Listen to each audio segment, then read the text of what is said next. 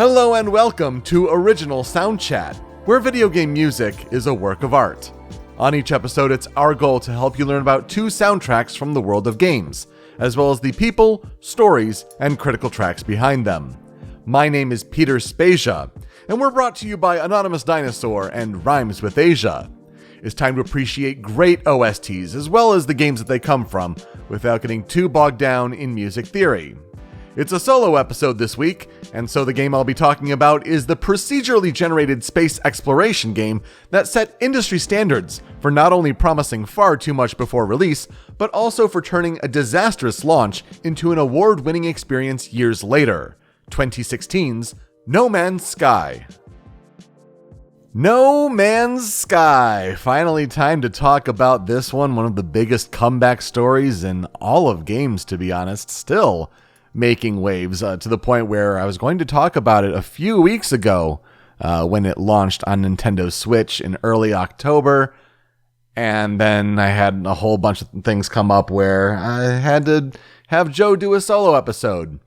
And now, since we pushed so hard on Joe's voice to get last week recorded, we're just going to give him some extra time to make sure that his voice is all rested and recovered.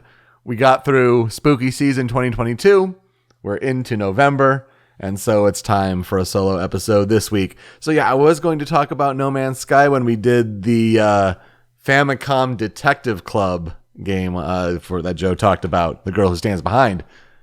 I don't know what we would have paired with that as far as like, what's the theme with that? No idea, so it's probably easier just to talk about No Man's Sky this week. What am I doing? What am I playing? I'm playing some more God of War before that launches a week from tomorrow. Ragnarok, God of War Ragnarok launching a week from tomorrow as of this episode's release. That's crazy. So I'm trying to get another playthrough of that done. Got to the big midpoint moment. I still love that. It's such a good moment. I thought it was the best game moment of 2018 at least. And that's always good to revisit. But yeah, playing through that, I think I also have Kirby and the Forgotten Land coming in as a rental, so that'll be good to visit. Probably one of the better games I've heard about this year, especially with its soundtrack as well, so that'll be good to experience at some point as well. November's going to be crazy. Pokemon's coming up too. That's going to be wild. Scarlet and Violet. I think I'm going to get Violet, and the fiance will play Scarlet, and we still got to pick which starters we're going to do, though. That's a tough one. It's not so clear cut this year as it may have been with generations past. So, well, not too much on the composer follow-up news front. We'll get to that when Joe comes back next week. So let's talk about No Man's Sky. No Man's Sky was released on August 9th, 2016 in North America for PlayStation 4. With Europe getting the game the next day. A PC version launched worldwide a couple days after that, on August 12th, 2016. Since then, the game has slow rolled out to just about every other platform. The Xbox One got the game with the No Man's Sky Next update in July 2018. PC and PlayStation VR platforms got the game in August 2019 with the game's Beyond update. Of course, PlayStation 5 and Xbox Series X and S got the Next Generation update. That makes sense. And that was also in November 2020 when those systems launched.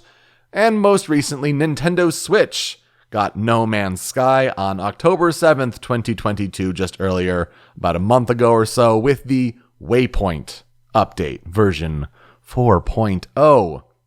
The game is developed by Hello Games, and it was published by Sony Interactive Entertainment for the initial PlayStation 4 launch, but then Hello Games themselves took care of the publishing for every other port and update after that. No Man's Sky is a first-person action-adventure survival game. I believe it eventually got updated to include an optional third-person camera, but the game itself is built around 5 pillars. There's exploration, survival, combat, trading, and base building. And it all takes place in space with a procedurally generated, deterministic, open world universe. Players are able to perform any of these, variety of actions in these 5 pillars. But the idea is this universe is made up of over 18 quintillion planets. That's what happens when you take 2 to the 64th power. It ends up being 1.8 times 10 to the 19th. And that's a lot of planets, because these planets in this procedural generation system have their own randomly generated ecosystems with unique forms of flora and fauna. Various alien species may engage the player in either combat or trade within these planetary systems. And players advance in the game by mining for resources on these planets to power and improve their equipment. They buy and sell resources using credits earned by documenting the flora and fauna on these worlds. You can build planetary bases, you can expand your space fleets, and you can also follow the game's overarching plot, which encourages exploration on new planets deeper into the universe. What is the plot of No Man's Sky? It's pretty loosely organized from what I can tell, but there is something there, especially as the game has been updated over the years. So, the Traveler, which is the name for the player character, wakes up on a remote planet with amnesia and must locate their crashed starship. After finding their starship, its computer guides the Traveler to make the necessary repairs and to collect the resources needed to fuel a hyperspace jump to another planetary system.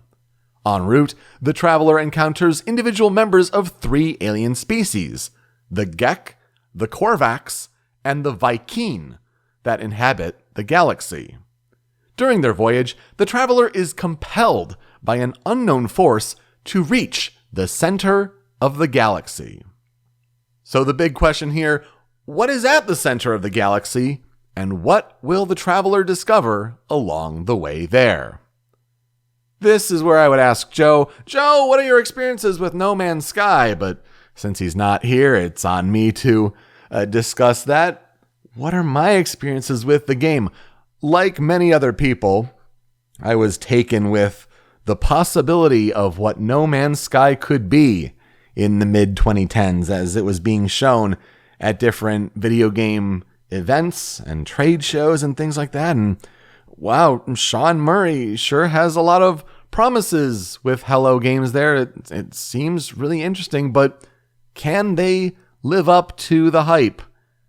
And then it's one of those stories throughout games where, when people discover what the gameplay actually is and what's really involved, especially with the comparatively few number of people that were working on this game, it was an aspirational game for sure, but when you really get down to it, following the popularity of Minecraft, it's like, so it's just mining for materials on the world to repair and go on expeditions and, discover the creatures, but then, you just have to get off the world and you kind of rinse and repeat.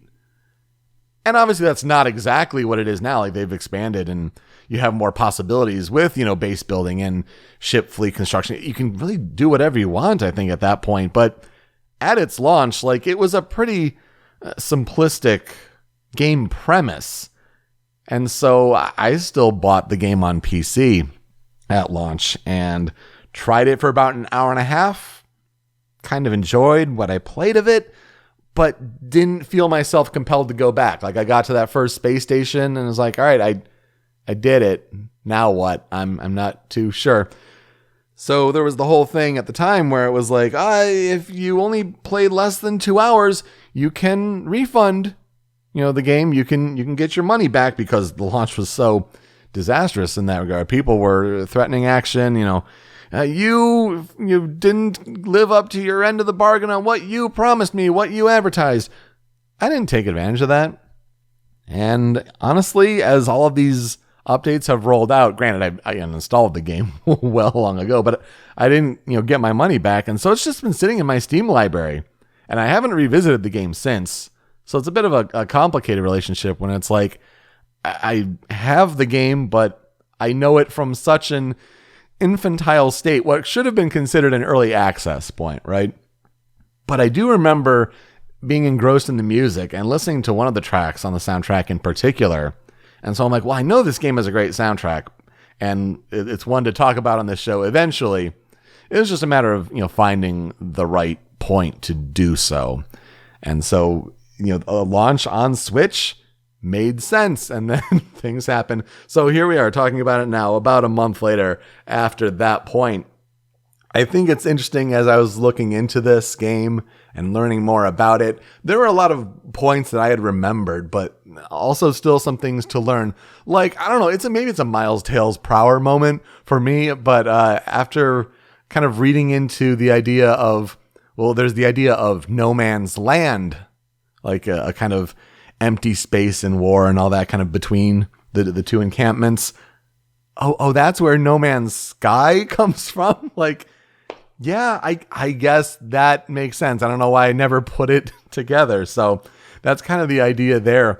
But when we talk about the development of No Man's Sky, it of course involves Hello Games. And we have to talk about what Hello Games worked on before No Man's Sky. See, they worked on a series of games called Joe Danger.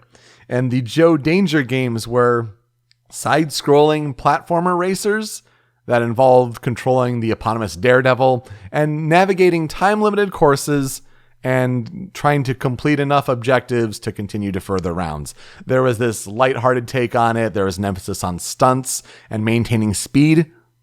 And so when you go from a fun kind of excite bike sort of thing, like a side-scrolling there, and then you try to imagine, we're going to do this big open world that is procedurally generated, and it's going to be massive and almost unlimited in scope. That's a huge, huge leap. So the original prototype was worked on by Hello Games' Sean Murray, who would become the face of development and promoting the game. And he wanted to create a game about the spirit of exploration, which was inspired by the optimistic science fiction of Isaac Asimov, Arthur C. Clarke, and Robert Heinlein, and the cover artwork of these works in the 1970s and 1980s. Murray also wanted to recreate the feelings of space exploration seen in older procedurally generated games, including the galaxies of Star Control 2, Elite, and Free Space. The game's engine deploys several deterministic algorithms, such as parameterized mathematical equations, that can mimic a wide range of geometry and structure found in nature. There are also art elements that were created by human artists that were used and altered as well. 4 people worked on the project leading up to its reveal at the VGX Awards in December 2013. And this would eventually expand to about a dozen people working on the game by the time the game launched in 2016. So really an indie game effort that got a lot of attention. The gaming press was all over this No Man's Sky teaser concept. And, they see it at this VGX Awards reveal. And Hello Games wanted to use it to get help from a publisher and, get more promotional interest that way. And so they got the interest of Sony Interactive Entertainment, who at the time was Sony Computer Entertainment. Sony offered to provide development funding, but Hello Games only requested financial assistance for promotion and publication. My best guess is they wanted to keep a sense of creative control, and once you get a publisher putting money into your project, they may have a sense of wanting a little more say in what goes on into the game, and maybe Hello Games didn't want to give that over. So as a result, Sony presented No Man's Sky at their media event during E3 2014. The Wikipedia article for the game says that until that point, no independently developed game had been demonstrated during the center stage events. I don't know how true that is, but if there was one that really caught the attention of everyone, I guess No Man's Sky makes sense. That's just quite a claim to put out there, and I don't know how to back that up. It was a game show darling, though, as Sean Murray continued to build up the hype and the scope of the game and what you'd be able to do. Promotion even made its way to the American talk show The Late Show with Stephen Colbert in October 2015. And I certainly remember seeing that there and be like, wow, video games making it on a late night talk show. That's something. A couple of weeks later, a release month of June 2016 was announced at the Paris Games Week event. Leading up to the release of the game, there were lots of concerns. There was an uncertainty about being able to back up these grand scope claims. There was a late release date delay to August that involved death threats to Jason Schreier, the journalist who was reporting these things. There were legal negotiations with the British media conglomerate Sky Group over the trademark on the word Sky. It's a little questionable. I know they've got Sky Sports, but that doesn't mean you have a trademark on a word, whatever. There were questions about the mathematical formula that was used for the game and if it was previously patented. And then leaked copies and broken street dates happened for the game, and it showed the true nature of what No Man's Sky is. As a result, No Man's Sky did not review well at launch, with a Metacritic average of 71 on PS4 and 61 on PC. In addition to there being issues getting properly patched versions of the game to critics in time for launch, reviewers praised the technical achievements of the procedurally generated universe, while others considered the gameplay to be lackluster and repetitive. On the whole, the critical response was marred by the lack of several features that had been reported to be in the game, and these were particularly the multiplayer capabilities. Beyond the initial reception, Hello Games' lack of communication in the months following the launch created a hostile backlash from some of its players. Murray would later state that Hello Games had failed to control hype around the game and the larger-than-expected player count at launch. Yeah, no kidding there. So the team ended up taking an approach of remaining quiet about updates to the game until they were ready to ship. And boy, have there been updates to this game. As of this episode's recording, the game has received at least 31 major updates that are free. We'd be here a very long time if we broke each one of these down, but overall, these updates added several previously missing features, such as multiplayer components, while adding new features like creative and survival modes, expansions to the narrative, surface vehicles, base building, space fleet management, cross-platform play, and virtual reality support. All of this has substantially improved No Man's Sky's overall reception, and it's considered that it's redeemed both the game and Hello Games from the original troublesome launch. According to the product description of the recent Nintendo Switch port, over 10 million units of No Man's Sky have been sold. So, still a commercially successful game, that's for sure. It might not surprise you that No Man's Sky was not really considered for any awards in its launch year, though it was nominated for British Game at the BAFTAs. Overcooked won for that year, if you're curious. However, as games have started to have longer post-launch life, thanks to updates, No Man's Sky was recognized for this. It's been nominated for, and it's won a smattering of Best Ongoing Game type of awards from 2018 onward, and even won Evolving Game at the most recent BAFTAs. It was also nominated for Best VR/AR Game at the 2019 Game Awards, though it lost to Beat Saber.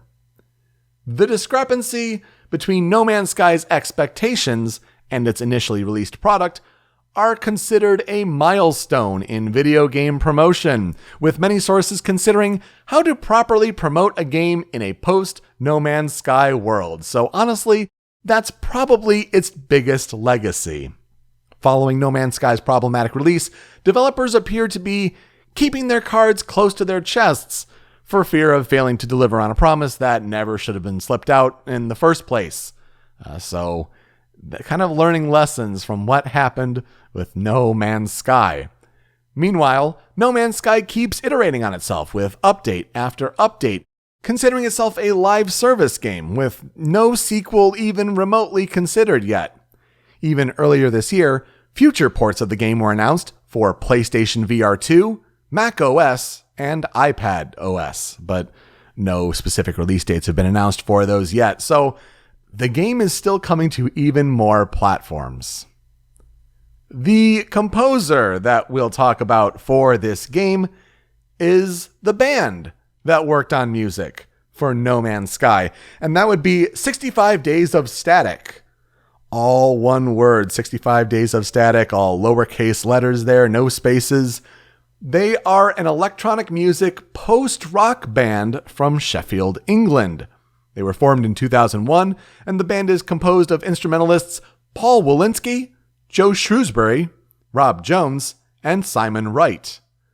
The band's music has been described as noisy, electronic, guitar-driven instrumentals, interspersed with live drums and offbeat sample drums, akin to those of IDM artists, and that's an acronym I had never heard of before, but it stands for Intelligent Dance Music. Though they have continued to evolve their sound by incorporating electronic music, drum and bass, and glitch music. They have also been described as, quote, a soundtrack to a new dimension where rock, dance, and electronica are equals. The origin of the name 65 Days of Static is unclear, with the band once stating that they took their name from an unreleased John Carpenter film called Stealth Bomber, starring Kurt Russell, that they had formed to create the soundtrack to. However, the lack of any further information regarding the film's existence makes this unlikely.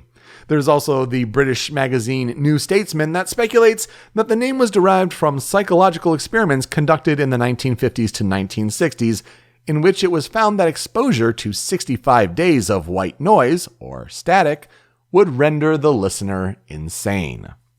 Their first album was released in 2004, and then 10 years and 5 albums later, they were asked to provide, like everything else in No Man's Sky, a procedurally generated soundtrack for the game. Though this was not their first soundtrack, the group also produced the music for their 2011 take on rescoring the 1972 film Silent Running. I guess fans of the band are known as 65 Kids, and you can follow the band on Twitter at 65DOS. The albums that they have released as a band as 65 Days of Static include The Fall of Math from 2004, One Time for All Time from 2005, The Destruction of Small Ideas from 2007, We Were Exploding Anyway from 2010, Wild Light from 2013, and Replica 2019 from 2019. The soundtracks that they have worked on include that 2011 take on the film Silent Running, and, of course, No Man's Sky, but seemingly it's the only video game that they've worked on. So why was this band picked to work on this game?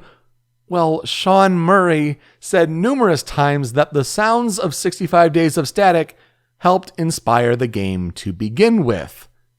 It's the game creator's favorite band.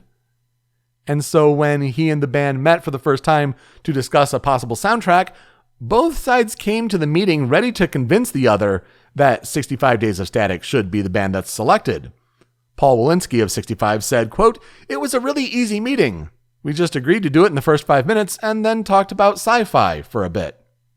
So how was this all done? Well, the various tracks are sampled and procedurally combined during gameplay. Yet there are tracks that play at key emotional moments.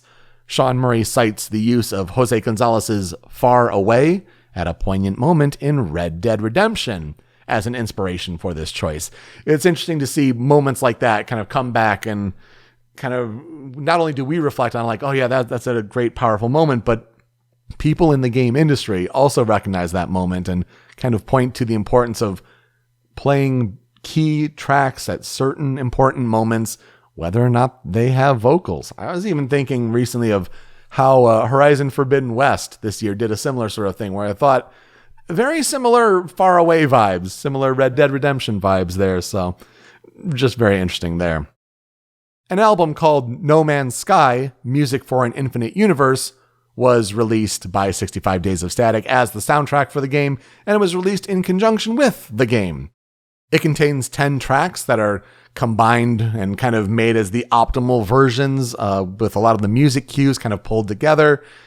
Because that's the thing, if you have a procedurally generated soundtrack, you have to specifically craft, certain tracks to then go on the soundtrack, and I guess that's what these 10 tracks are. There are also 6 soundscapes that are created from the recorded material as well on this soundtrack. So what does the music sound like from 65 Days of Static for No Man's Sky? Let's get to the 5 critical tracks for the game, and we start with this first one. It's called Supermoon.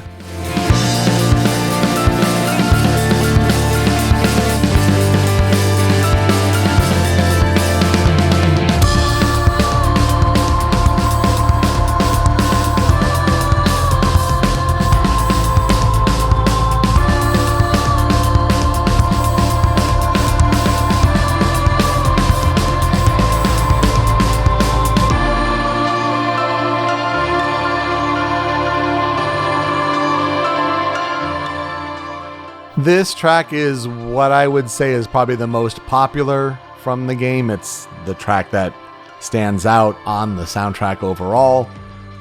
And it's interesting to kind of pick up on where fans think they remember the song playing, because, again, like when you have that procedural generation, it's kind of tough to remember exactly where. But fans seem to think that it's usually heard at the end of an expedition, or also when discovering a new galaxy in the universe. I think it helps this track be recognized as the best known because it was used in several of the pre-release trailers, especially at the beginning of the piece. There's this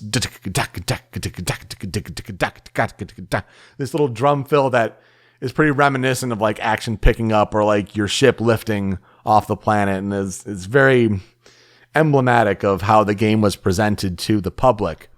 This song was also performed live by 65 Days of Static at the Game Awards 2014. In the clip here, you get this drum beat that's driving the action through most of the piece, and it's continuing from the beginning, but you really hear it here in the clip as guitars and piano really start out and continue the melody in this clip, but then lead to a vocal section, and it just sounds so nice and so ethereal. And then it's all the more impressive when those drums that have been driving the piece just drop out and you're kind of left with the rest of the instruments. And it's almost like you're floating in a way, and you're just kind of experiencing the planet, the universe, the galaxy. It sounds really cool, and I can totally see why this piece would be highlighted as the one that fans point to as the best on the soundtrack. But for my favorite, though, and the one that I heard for the first time and like, yep, this is what the soundtrack means to me and my favorite piece, that'll be number 2 here on the Critical 5, and this one is Asimov.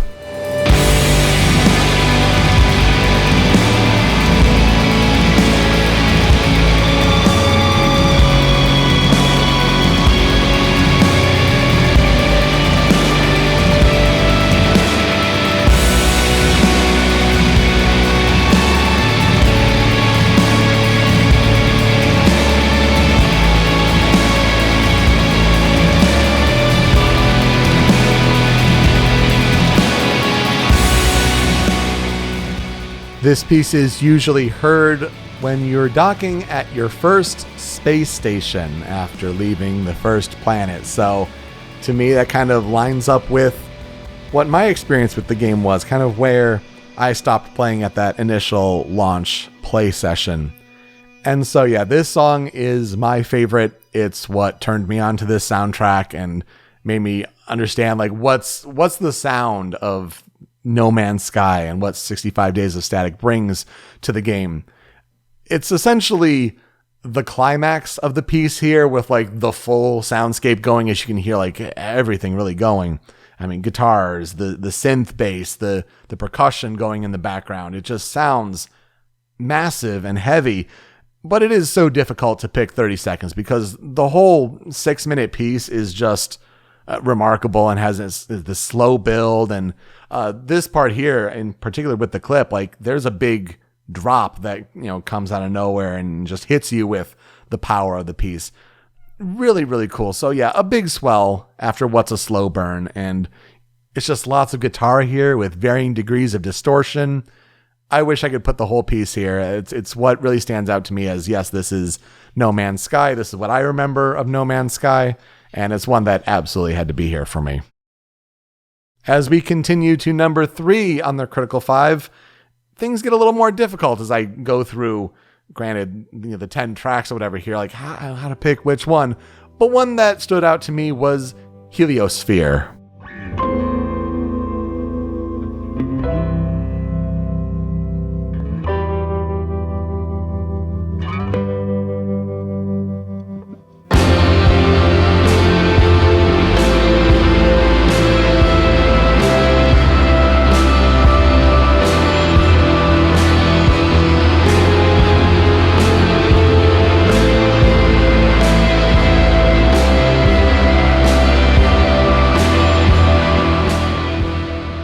Not everything can be epic all the time in a game where you're just mining resources and you're exploring a planet to look at flora and fauna. So not everything can be like, oh yes, you're escaping the atmosphere in your ship. From what I can tell, though it's not very clear, this music may play at the end of a mission. And I was struck by this because it's just this gentle beauty here. You hear at the beginning of the clip that there's this soft piano that eventually transitions into a kind of plodding pace that adds drums and guitar, but it's just very different from the other tracks that we've heard so far. And yet there is a wonder here that's kind of appreciating the beauty of the procedurally generated world. And I also like that there's a flat note that gets introduced in the melodic line here that you hear in the clip. There's a couple, one note that stands out in a couple parts that you're just like, oh, that sounds strange. And it adds this minor feel because it's not really belonging in the major scale there. So it's just an odd temporary feel that kind of makes you feel like, yeah, there's beauty in the world, but there's still also some danger. And I that really struck me, and I really appreciated how different it was, but that kind of darker twinge to it. Another track that really stood out on the soundtrack is number 4 here on the Critical 5 for No Man's Sky. And it just kind of goes and goes and goes. This one is called Red Parallax.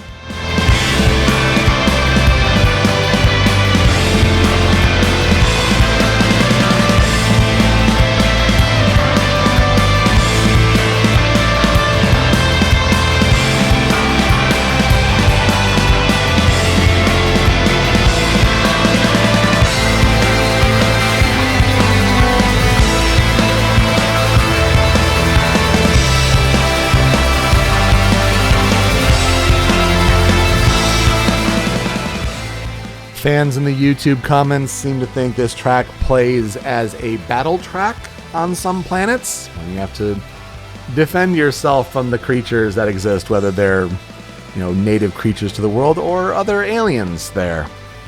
And while the previous piece with Heliosphere has this nice, gentle, plodding pace to it, this is on the other end of the spectrum. It's almost like speed rock, right? The tempo is so fast here. And at this part in the clip in particular, you get these screaming guitars. It's going full bore. And then the crazy drum fill, just leads into this part where you have synths added on top to it. It is frenetic. It is nonstop. I really enjoyed coming across this track and just hearing how, extra it was. Speed rock, I think, is a good way to describe it. Battle track would make some sense. Although I wonder if it plays in space combat as well, because I can imagine it more as the stars are whipping past you, so to speak, as opposed to you're on the ground in a way trying to survive. And a nice piece that I think wraps up the Critical 5 well for No Man's Sky. This one here is End of the World Sun.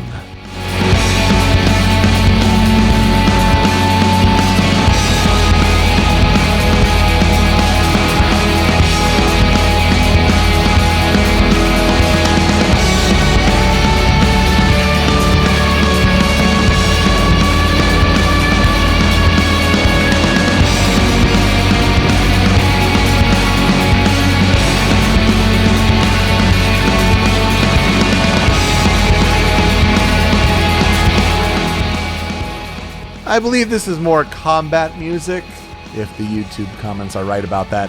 Again, it's difficult when these don't all play at specifically cued moments, and it's kind of just the best music clips and cues pulled together for a track for the soundtrack. You're not going to remember specific moments. It's just not what this soundtrack is. But I like it in particular, while it sounds similar to some of the other tracks like Supermoon and Asimov. I feel like this has a bit more of like a finality to it, as it is the last track on the album, at least before the soundscape tracks play. To me, I interpret it as it's almost like 65 Days of Static's way of saying goodbye to the universe that they helped create. And it's like throwing the kitchen sink in. Like, you've got all the instruments going here with the drums, with all of the guitars, with the bass and the synths, and really everything. Like, this is, again, a really emblematic, perfect depiction of what the sound is like in No Man's Sky. But it's a way of wrapping up the soundtrack experience. And that struck me with the title and the finality of it. For the cutting room floor, I have a couple other tracks to highlight that struck me in different ways as well. The first of these is the first track that's on the album, and this one is called Monolith.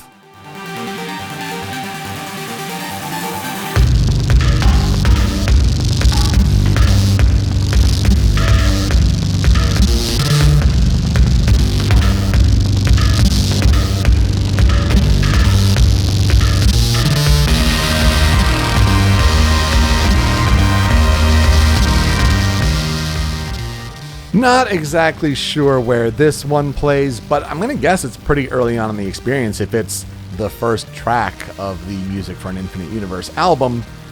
Overall, it's a pretty dark and mysterious piece, and this part of the clip in particular, you can tell why I highlighted it, because it's so different compared to everything else, and I'm surprised that the album starts out this way. It's a really cool drum and bass drop that's almost dubstep-like, after you get these fluttery synths at the beginning, and then you bring in more synths for some more melodic chords in there. It just struck me as being very different. I wanted to at least highlight it here on the cutting room floor, because this soundtrack would yield way to Supermoon and Asimov being next, and that's more of the No Man's Sky sound, but it's also neat to hear something rather different, and that would be this here with Monolith. The other one here on the cutting room floor for me struck me in another kind of way, and this one is called Escape Velocity.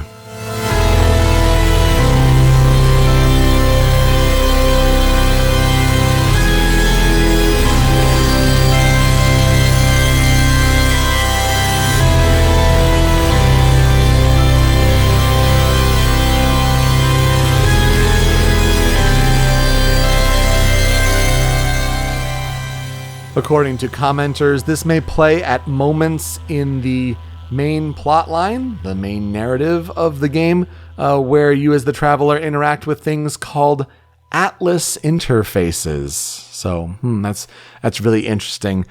Overall, at the start of this piece, there's this gentle, hopeful piano, and then the clip here in particular introduces this element of a deep, distorted bass. There's a lot of static here. I pick up on it as maybe it's meant to represent the vastness of the universe here, and it just makes you feel overwhelmed by how small you are in the grand plan of the universe.